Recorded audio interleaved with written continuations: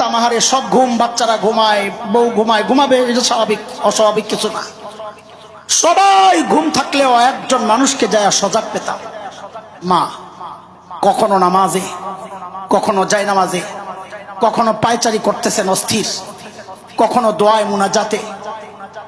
মাঝে মধ্যে আমি পেছন দিয়া যায় জড়ায় ধরে জিজ্ঞেস করতাম, মা আপনি ঘুমান না? তো আম্মা বলতেন, বাবারে বাহিরে যতক্ষণ থাকো ঘুম তো আমার আসে না, ঘুম তো আমার আসে না। এর নাম কি বলেন না? এর নাম কি? আরে মা ওই মানুষ, ঘরে খাবার আছে যা। মা যদি মনে করেন এখান থেকে আমি যদি একটু খাই তা আমার বাচ্চারা পেট পুড়ে খেতে পারবে না, মা ওই মানুষ প্রচন্ড ক্ষুধা পেটে এটা গোপন করে একটা অভিনয় করবেন, আম্মুর বমি বমি লাগতেছে, আম্মু খাবো না, বাবা তোমরা খায়া নাও। আজীবন এই স্যাক্রিফাইস যে মানুষটা করেছে সেই মানুষটার নাম কি? আর এর জন্যই তো উলামারা মা আর বাবার ক্ষেত্রে কিছু মাসআলা আলাদা করেছে।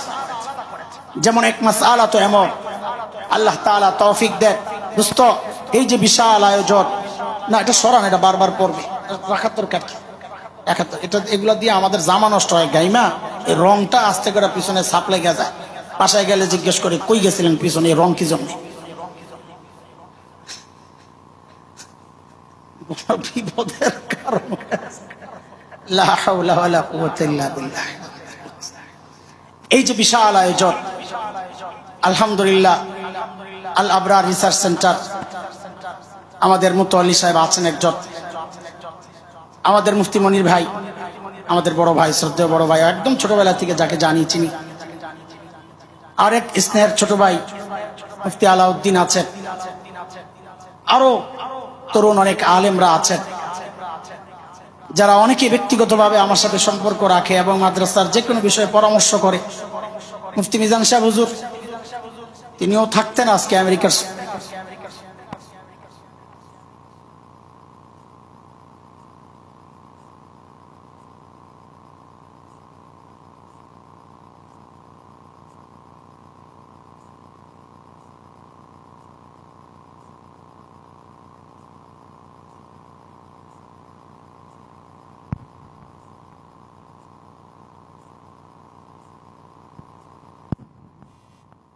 আচ্ছা, আমি ছোট্ট করে একটা গল্প শোনাই আপনার ঘরে।